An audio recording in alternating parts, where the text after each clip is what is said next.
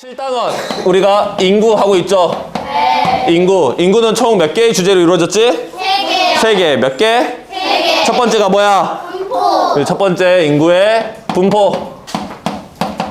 두 번째가 이동. 마지막이 뭐야? 문제입니다. 문제. 그래서 오늘 우리가 요 문제를 들어갈 차례인데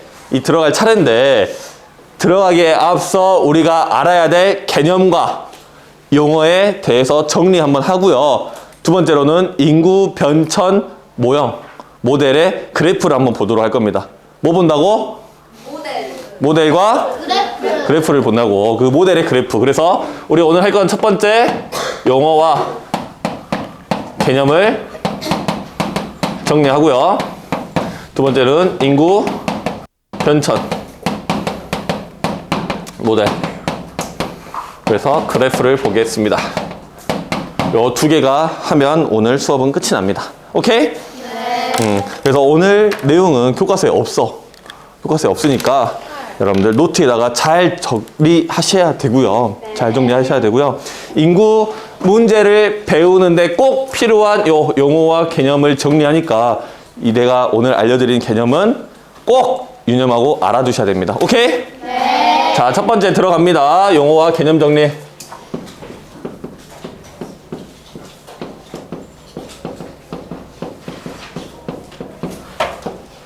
첫 번째 우리가 알아야 될 개념 중에서 제일 중요한 개념이 뭘까? 우리 인구에 있어서 뭐가 중요해? 다시 한번 질문할게. 그리고 사람이 중요하죠. 그래서 우리가 인구라는 거에 대해서 배웠고 밀도라는 걸 배웠지. 그러면 그 사람에 대해서 사람의 분포와 이동에 문제가 있는데 그 인구 문제는 언제 어떻게 발생해? 사람이 어땠을 때? 많았을 때? 다시 한번 질문할게요. 그냥 절대적으로 많은 게 문제는 아니지. 갑자기 많아졌을 때. 갑자기 적어졌을 때가 문제야. 즉 사람이 많아지려면 어떻게 해야 돼? 뭐 부품 조립의 원이 어떻게 해? 출산을 해야 되는 거야. 그래서 우리는 첫 번째 볼게 출산율을 보는 겁니다.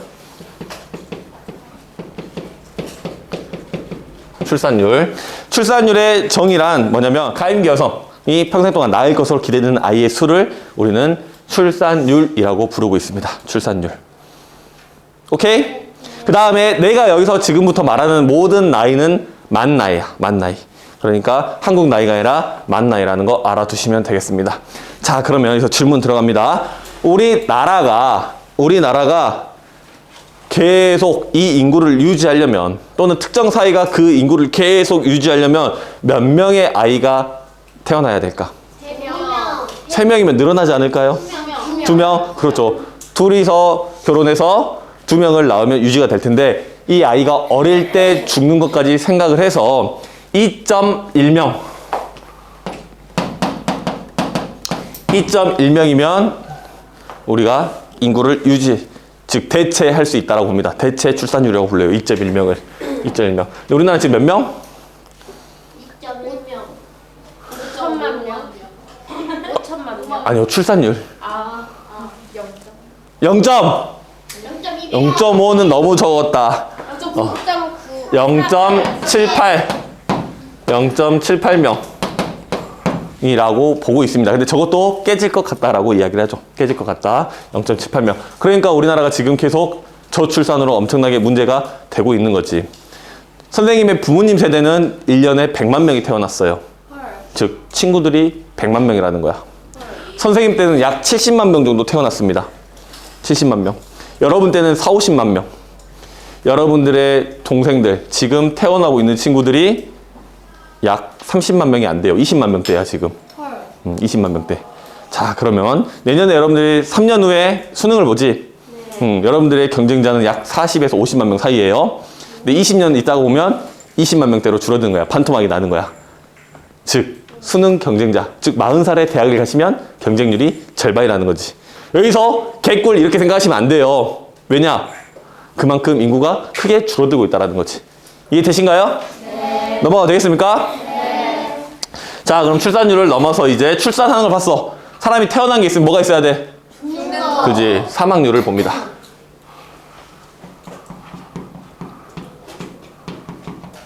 사망률. 사망률은 어떻게 우리가 계산하냐면 인구 10만 명당 사망자 수를 이야기해요.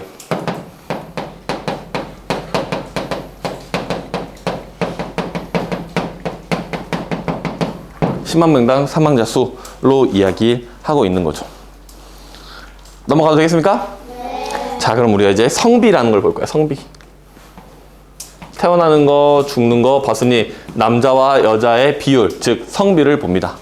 성비는 어떻게 계산할까? 전체 인구분의 그렇게 너무 어렵게 할 필요가 없죠. 왜냐? 성별은 둘 중에 하나지. 남자거나 여자거나. 둘 중에 아닌 거 본 사람 없잖아. 우린 남자거나 여자거나란 말이야. 그래서 남자 또는 여자를 한 명으로 기준을 잡고 반대 수의 수를 세면 그것이 성비겠지. 그럼 남자를 기준으로 할까? 여자를 기준으로 할까?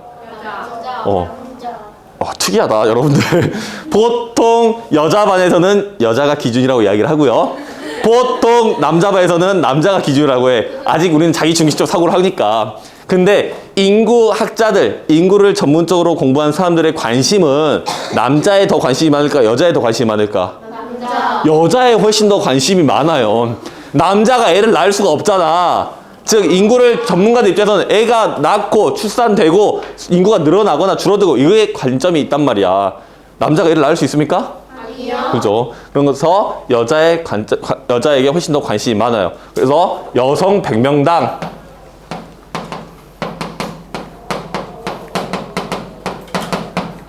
남성의 수를 이야기합니다.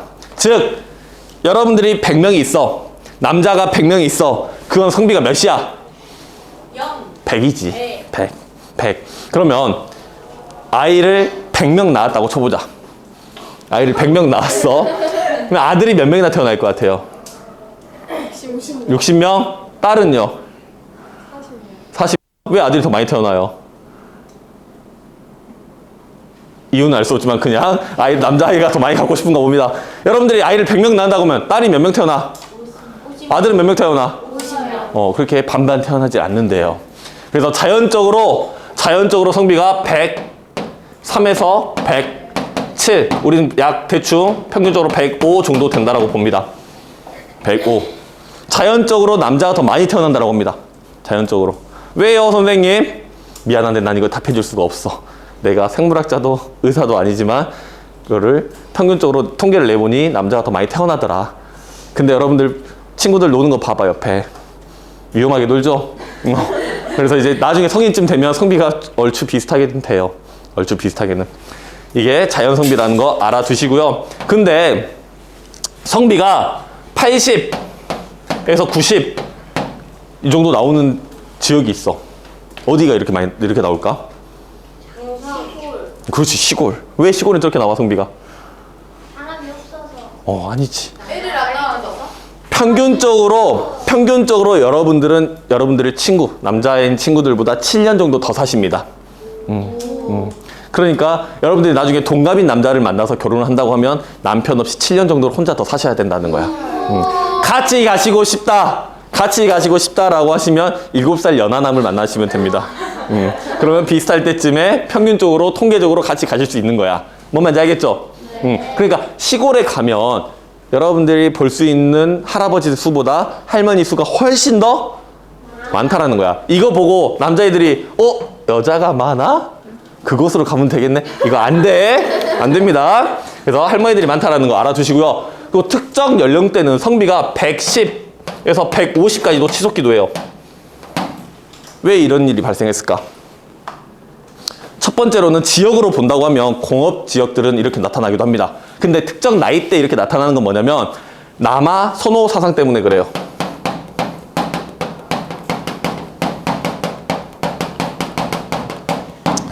우리나라 90년대 때 아주 극점을 찍었고요. 2000년대 초반까지는 존재하다가 2000년대 중반 이후로는 이 남아 선호 사상이라는 게 거의 사라졌습니다. 즉 남자 아이를 훨씬 더 갖고 싶다라는 거지. 이런 경우는 많습니다. 보통 셋째가 있으면 막내가 아들이잖아. 위로 누나가 둘이 있을 확률이 매우 높아요. 요즘은 없어. 요즘 오히려 여아 선호 사상이 있죠. 여아 선호 사상. 그래서 이 남아 선호 사상, 우리나라 또는 시골 또는 아시아권 몇몇 국가들에서 나타나는 남아 선호 사상 때문에 성비가 훨씬 더 높게 나타나는 겁니다. 그래서 셋째 아이들을 조사해 봤더니 성비가 150 정도 찍혔었어요. 예전에 150.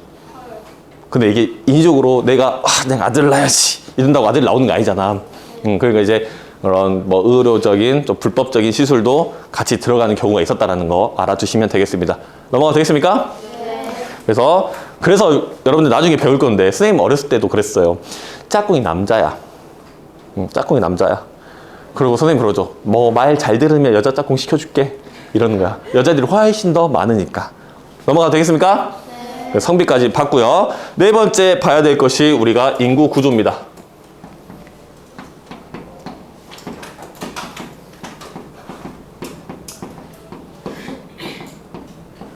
연령별 인구 구조. 인구 구조 보시면 첫 번째로는 유소년층이 있습니다. 두 번째로는 청장년층. 세 번째로는 노년층이 있어요. 유소년층은 0살부터 14세. 청장년층은 15세부터 64세. 노년층은 65세 이상을 우리는 이렇게 세 개의 층으로 구분합니다. 여러분들 중에 현재 생일이 지난 친구 손? 여러분들은 청장년층. 생일이 안 지났다 손? 여러분들은 유소년층이라고 불리는 겁니다. 우리는 함께 청장년층이, 우리 같은 층이야. 우리 같은 층, 청장년층.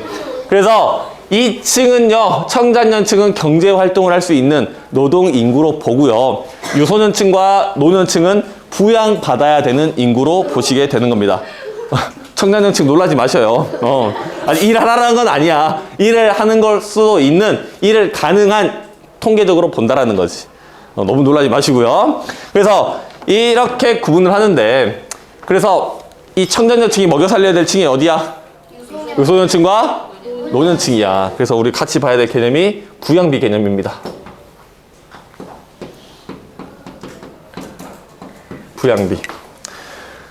자, 봅시다. 부양비에는 총 3개가 있어.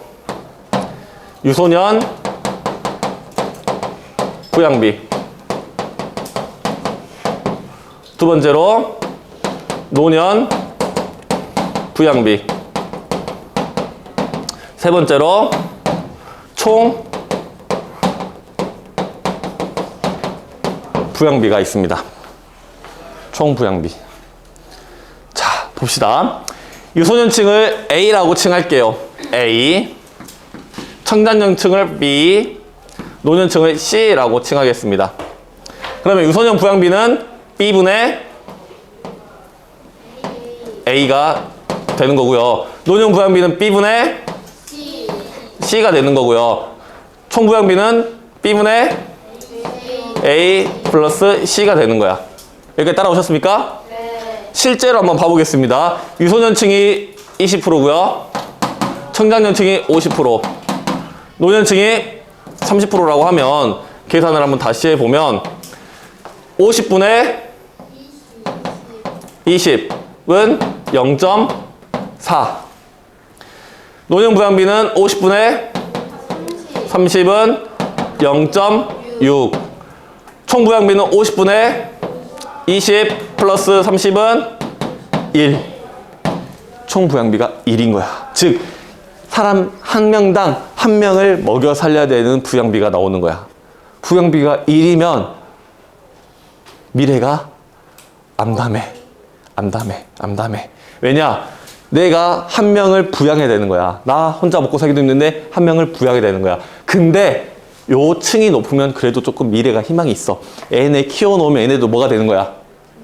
청장년층이 되는 건데 여기가 높아? 답이 안 나오는 거지. 답이 안 나와. 이 값값으로 마음을 기반으로 우리가 봐야 될 게 뭐냐면 고령화입니다. 고령화. 우리가 고령화에 대해서, 즉 노령화에 대해서 한번 살펴볼 거야. 노령화, 즉 고령화를 나누는 기준은 우리가 3가지가 있죠. 네. 첫 번째, 고령화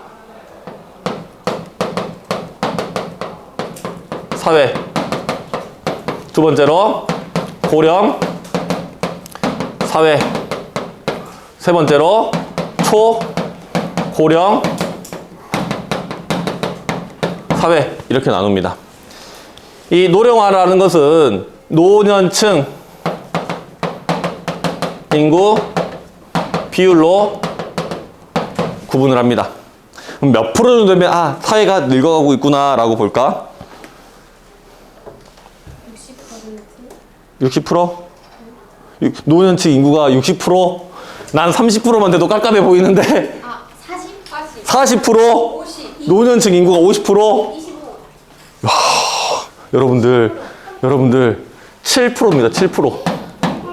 7%만 돼도 아, 이 사회가 늙어가고 있구나 라고 이야기하는 거야. 그럼 좀 늙었다. 고령 사회다. 몇 프로? 9%? 14%. 초고령, 울트라 고령 21? 21이었으면 777 했으면 좋겠지만 20%야. 20% 정도면 이제 초고령 사회로 가고요. 우리나라가 순식간에 이 상태로 가고 있는 거야. 지금 우리나라는 현재 약 15% 정도 되고 있습니다. 우리나라는 지금 고령 사회에 들어왔다라고 체크해 두시면 되겠습니다. 어렵지 않죠? 네. 일단 개념 다 정리하셨죠? 출산율, 사망률, 그 다음에 성비. 이 성비 계산하실 줄 아셔야 되고요. 성비가 높고 낮고 이게 뭘 의미하는지 아셔야 된다는 겁니다. 기준이 누구? 여자다. 그 다음에 인구구조도 연령별 인구구조야. 즉 0세부터 14세. 여러분들이 생일 안 지난 친구들은 뭐? 유소년층. 생일 지난 친구는 뭐? 청장년층. 우리 함께 뭐야? 이 사회를 이끌어가는 경제활동 인구라고요. 청장년층. 그 다음에 노년층은 몇 세 이상? 65세 이상이면 이제 이분들도 부양받아야 될 세대로 들어갑니다. 그래서 그 개념 그대로 부양비를 같이 보면 유소년 부양비는 청장년분의 유소년, 노년 부양비는 청장년분의 노년, 총 부양비는 청장년분의 유소년 더하기 노년입니다. 그래서 실제 계산을 해보면 청분의 유, 청분의 노, 청분의 유 플러스 노 하셨는데 1이 나왔다. 엄청난 부양비인 겁니다. 이거는. 알겠죠? 네. 이렇게 정리하시고요. 그래서 관련 개념으로 노령화입니다. 고령화 사회, 고령 사회, 초고령 사회 있고요. 7, 14, 20% 기준 잘 알아두시고 우리나라는 현재 15%를 넘어가고 있다라고 알아두시면 되겠습니다. 자, 그러면 일단 용어 개념 정리하고요. 인구 변천 모델로 넘어가도록 하겠습니다. 인구 변천 모델은 여러분들 잘 알아두셔야 돼. 시험에 나오고요. 고등학교 때도 나오고요. 가끔 수능에도 나옵니다. 그만큼 중요하다라고 체크하시면 되겠고요. 그러면 같이 그려보면서 보도록 할게요.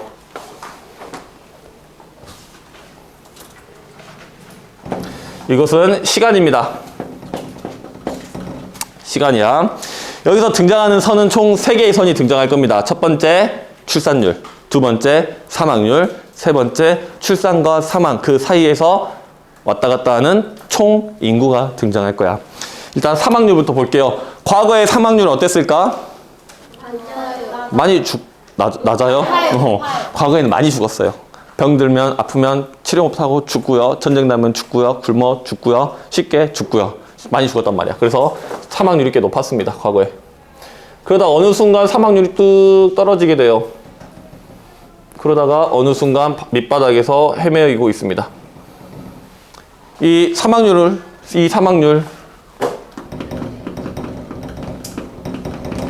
왜 떨어지게 됐을까? 그죠. 의학기술, 과학기술이 발달하면서 산업혁명 후로 의료기술이 발달하면서 사망률이 확 떨어지게 됩니다. 그럼 과거 옛날 사람들, 과거 사람들 애를 많이 낳았을까? 네. 그죠. 애를 많이 낳아요. 많이 낳습니다. 많이 낳고요.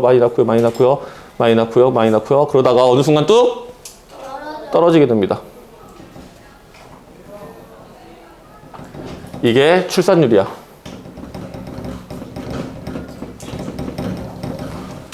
출산율이 왜 떨어졌을까?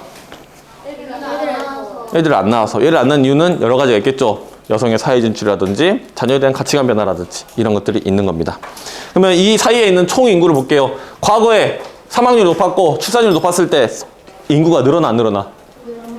안 늘어나. 그대로 바닥을 찍다가 어느 순간부터 확 올라가게 되죠. 사망률이 떨어지는 시점부터 확 올라가게 되다가 출산율이 바닥을 찍을 때까지 총 인구는 올라가게 됩니다. 총 인구. 그래서 이거를 보통 3등분해서 봅니다. 사망률이 떨어지는 시기, 그 다음에 출산율이 떨어지는 시기, 그 다음에 출산율이 마무리된 시기, 이렇게 3등분을 해서 봅니다. 그럼 총 몇 등분이 나오죠? 4등분이 나오죠, 여러분.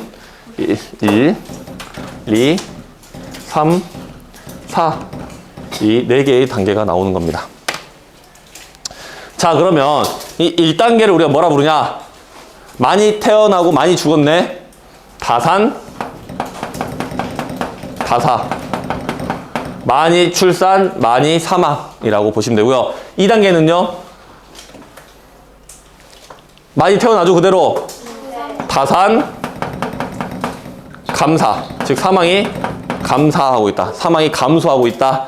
3단계는요. 감사. 그렇죠. 훌륭합니다. 감산, 소사. 이제 적게 죽는다는 거야.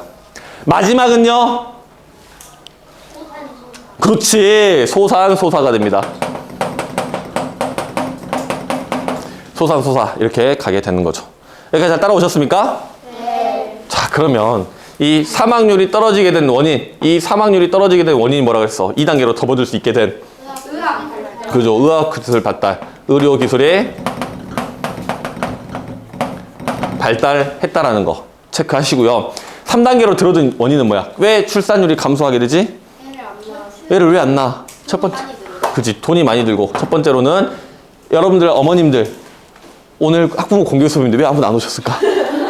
다 어디 가셨어? 일하러 가셨잖아. 다 일하러 가셨어. 즉 여성의 경제 활동에 참여하게 됩니다.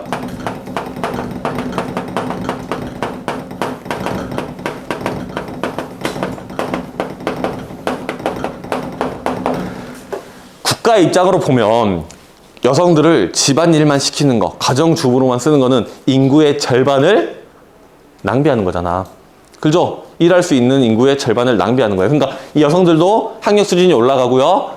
그 다음에 자기들의 이제 꿈과 자기들의 자아 실현을 위해서 사회로 나오게 되고요. 국가 입장에서 그 사람들이 나와서 일을 해줘야 경제활동 인구가 늘어나는 거야. 그러니까 이제 일을 하게 만듭니다. 일을 하게 만드니까 집에서 가정주부로 있을 때보다 애를 덜 낳게 되는 거지. 그래서 첫 번째 원인을 봤고요. 두 번째로는 자녀에 대한